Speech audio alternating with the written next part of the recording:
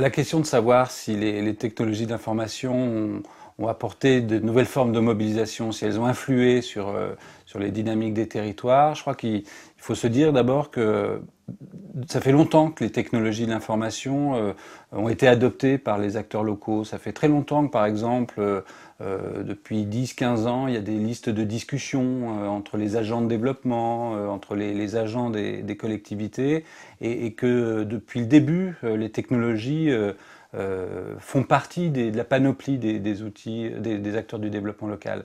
Mais les technologies d'information, ce ne sont pas que des technologies, c'est aussi une culture, et une culture totalement nouvelle, et c'est là que se produisent les vraies transformations.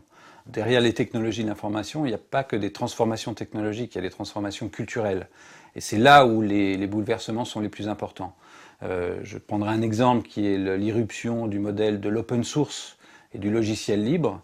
Le phénomène du logiciel libre, c'est pas que l'arrivée de nouveaux logiciels, c'est aussi toute une culture, toute une façon complètement différente d'organiser les projets, et qui est aujourd'hui en train de se généraliser à tous les champs du secteur économique et industriel. On construit plus les voitures comme avant, on n'organise plus des projets territoriaux comme avant. C'est une autre façon de se réunir, plus transversale, moins pyramidale. Donc il y a des transformations culturelles très profondes. Je prendrai un autre exemple qui est la façon d'innover et de produire de la créativité aujourd'hui. Il suffit plus de mettre tout en haut des chercheurs et des gens qui pensent et de livrer ça à des gens qui vont utiliser ces innovations. Les formes d'innovation qui sont arrivées avec la culture du numérique sont des formes d'innovation ouvertes.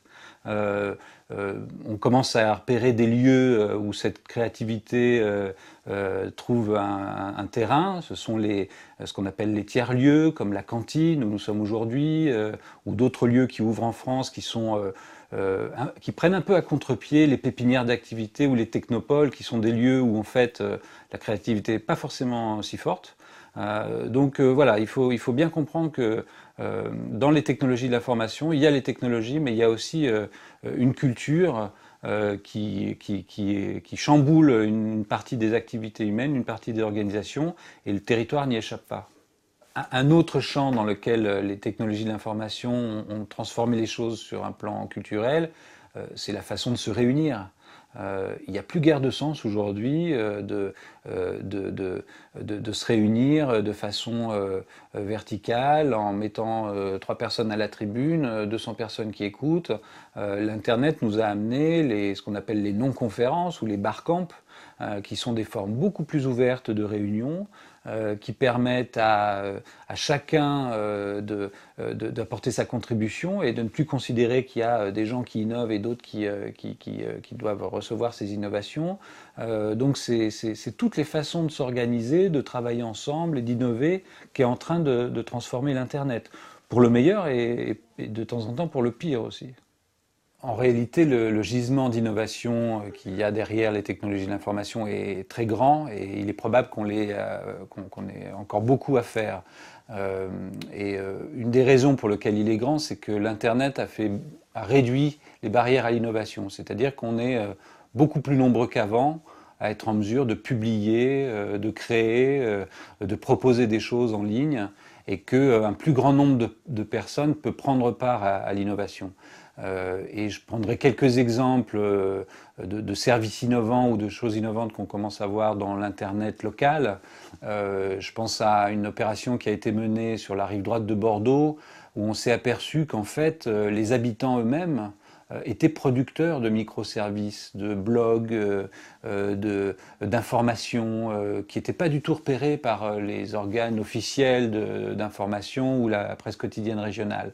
Et que quand on arrive à faire monter ces micro-projets et ces microservices, on a une galerie de choses qu'on pourrait assembler entre la personne qui répertorie toute la faune et la flore locale et le publie en ligne, entre la personne qui publie tous les résultats sportifs des équipes locales. On arrive à avoir comme ça une galaxie de microservices qui, mis bout à bout, peuvent devenir quelque chose d'extrêmement intéressant. Donc là, il y a un gisement de services produits par les habitants qui peut être très intéressant. Un deuxième exemple, ce sont les services qui concilient innovation numérique et innovation non numérique, on dirait innovation sociale ou innovation par les gens.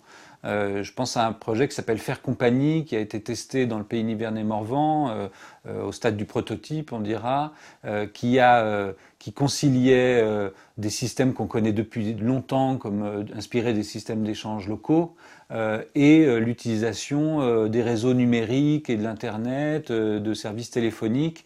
Et quand il y a alliance entre des innovations numériques et des innovations sociales, on arrive souvent à des combinaisons extrêmement intéressantes.